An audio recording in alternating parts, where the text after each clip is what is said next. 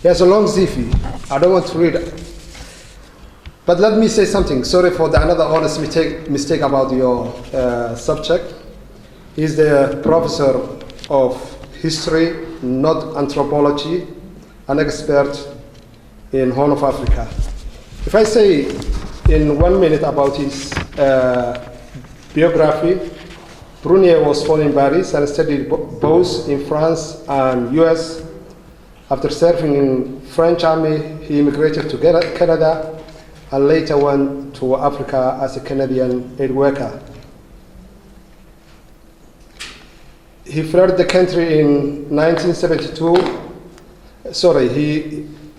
Aid worker served in Uganda. He fled the country in 1972 during the fighting which followed the attempt at overthrowing Idi Amin.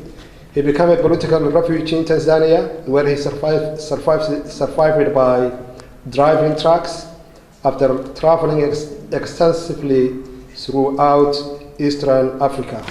Very interesting story. Prunier joined the Centre National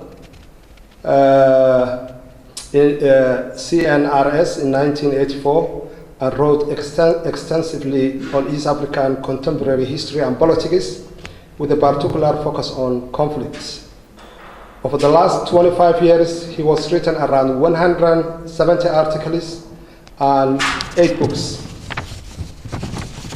He edited, together with co-editor Elio, the more recent common book, Understanding Contemporary Ethiopia, Empire, Revolution, and the Legacy of Meles Zenawi.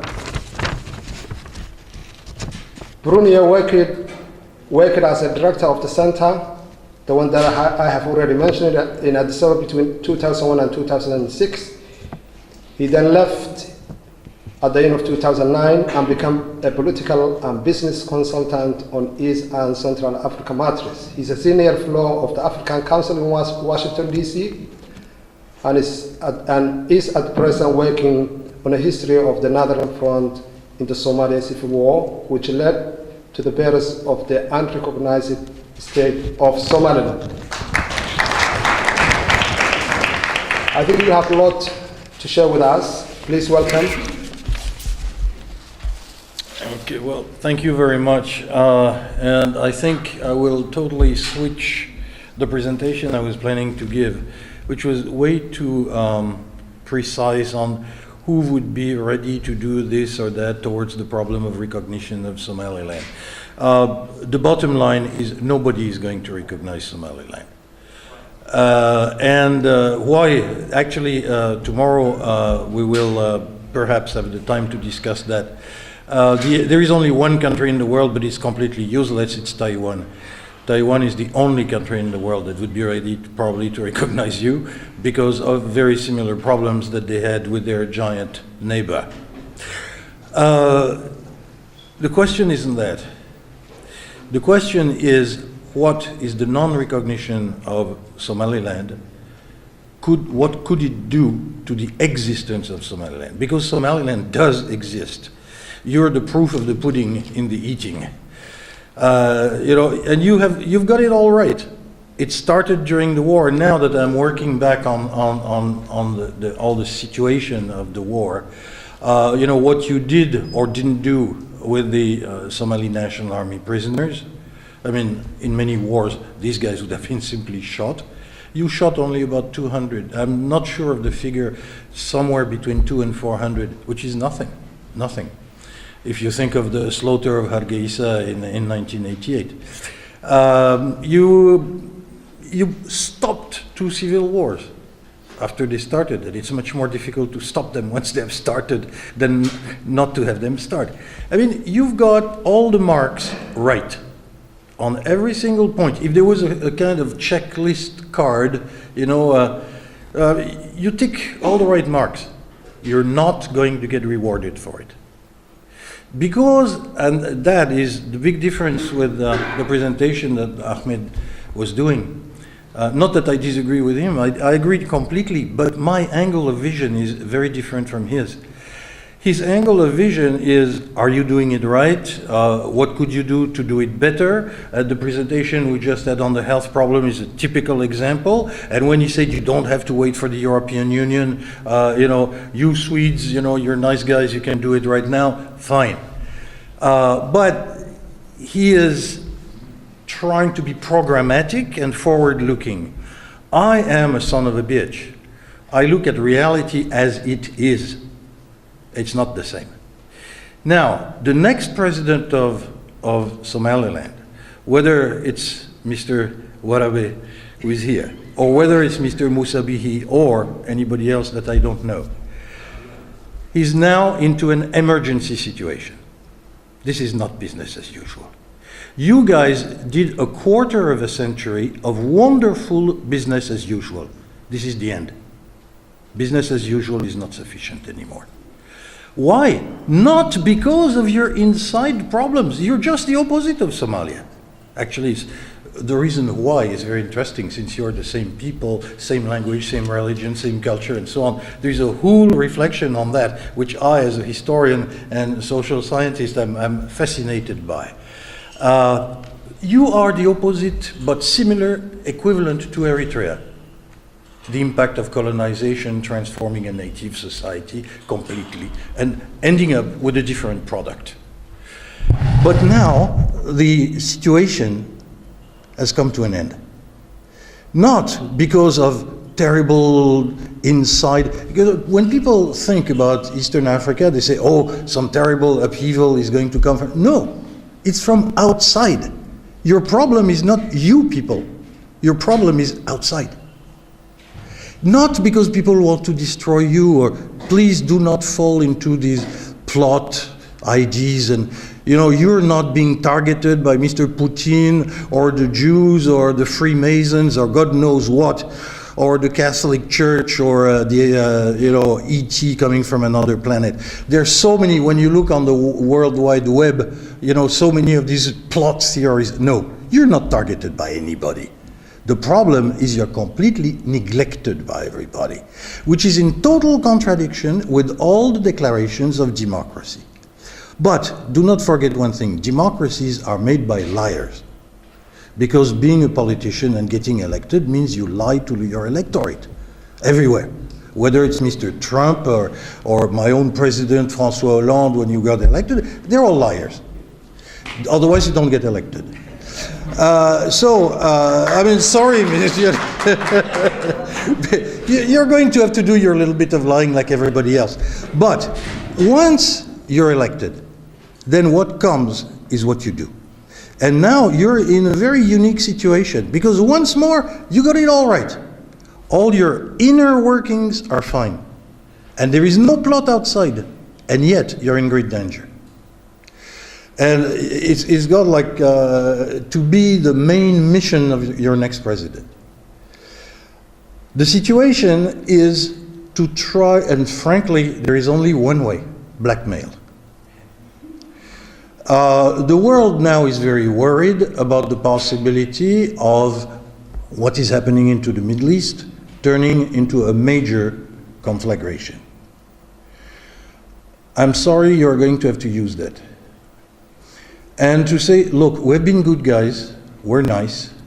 We were an element of pacification, of smoothing, pouring oil on troubled waters. Okay, we did it for 25 years. That's a quarter of a century. That's a whole generation.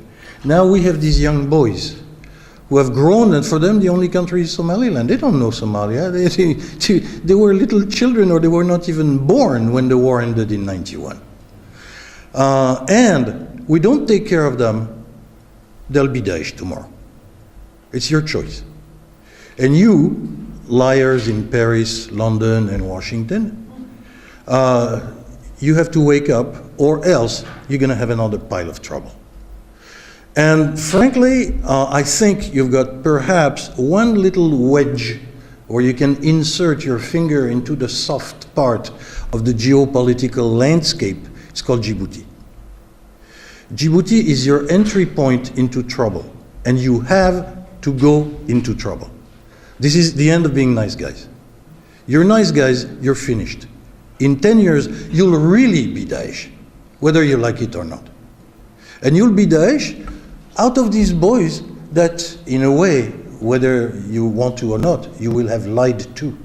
Saying, yes, we have a country, it's going to be recognized, we have these nice democratic people, we behave exactly according to their values, we are nice people, eventually will be rewarded. And then it doesn't come. And when we are 25 and you don't have a job, then why not be for Mr. al-Baghdadi? Why not? You know? We even, in our democratic countries, we get boys, and even some girls, who come from the bottom of our societies. They are now in Syria. And that's a long way. And they were not even Muslims. They had to go through an incredible transformation. Yet they did it. From you, it's 10 times more easy. I mean, it is modifying about 10% of the hard disk of the computer. If they can come from us, they can much more easily come from you.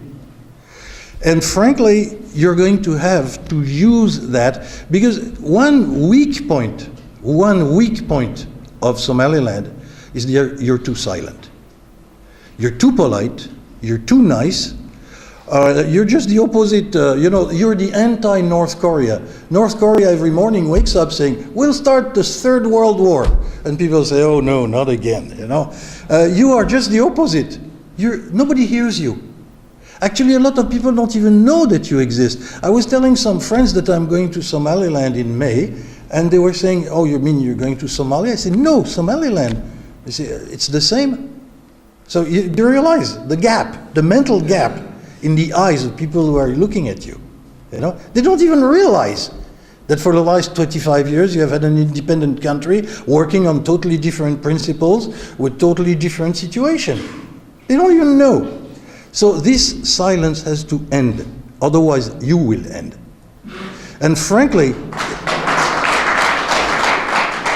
it would really break my heart.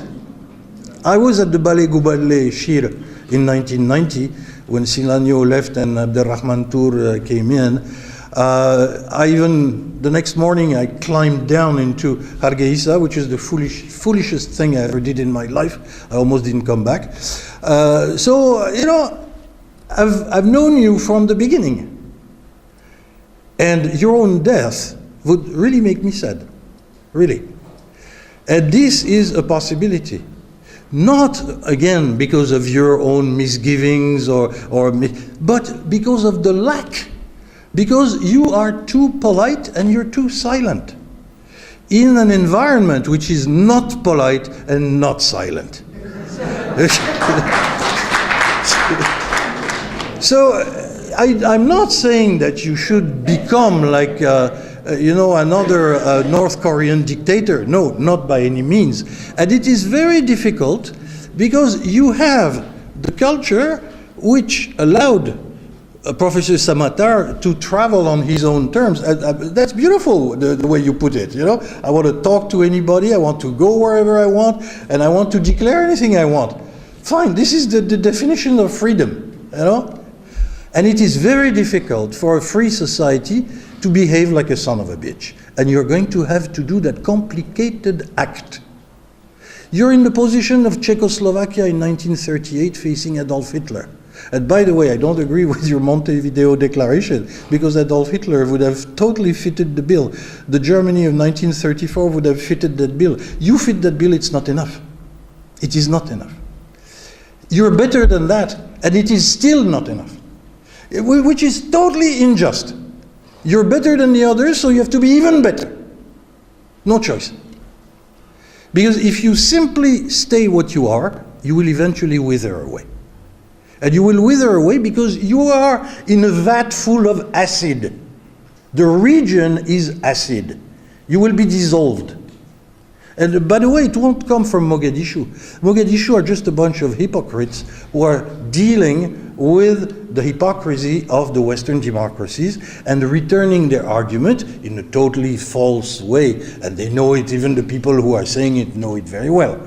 But they know that, and they use it against you because they just simply hope that if they can recuperate the north, and recuperate Berbera and so on, they will make a bit of money and they'll have more money to loot, which is the whole purpose of the government in Mogadishu. So, they just want to extend their looting perimeter, period. Whether or not you live or die in the process is the least of their concern. We're right back to 1969, 1970. If you do that, you will somehow waste the sacrifice of all the people who died between 1981 and 1991. And frankly, that would be a great pity. So if you want at some point to go into the details of why would this country not recognize you, again, it is not a plot. It is not a plot.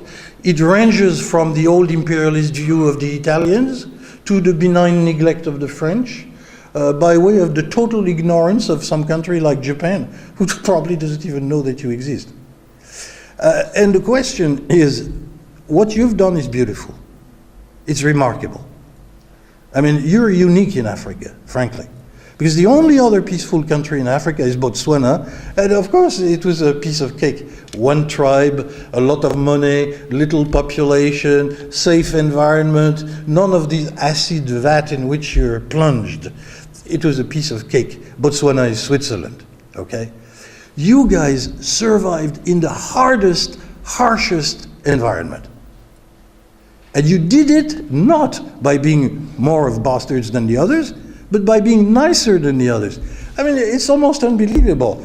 I remember when my last time in Somaliland was in 2010 for the election of Silanyo.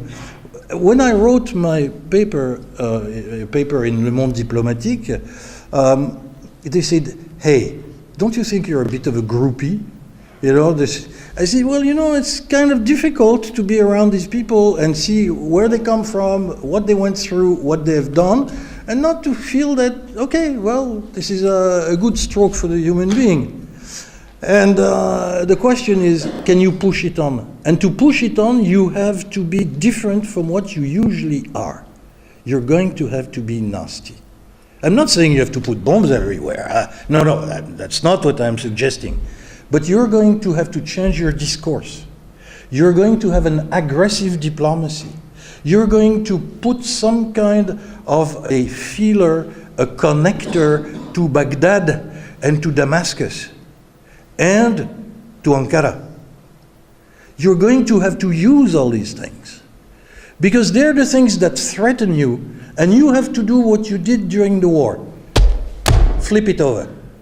The very thing that can kill me, if I can turn it around, I will live through that. And you can do it again. But it's going to be it's another struggle that is opening now.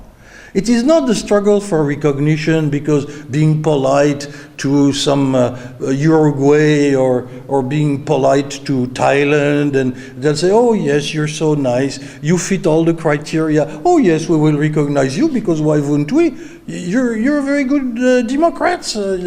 Forget that.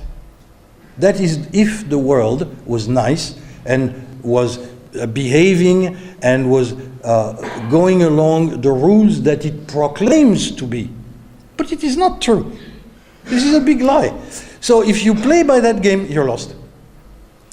And you're going to have to change gears and to realize that maybe one day Bangkok will recognize Somaliland, but it will be because the Americans or the Chinese will tap them on the shoulder and say, hey, you recognize these guys? And they say, where are we? Yeah, well, don't ask questions.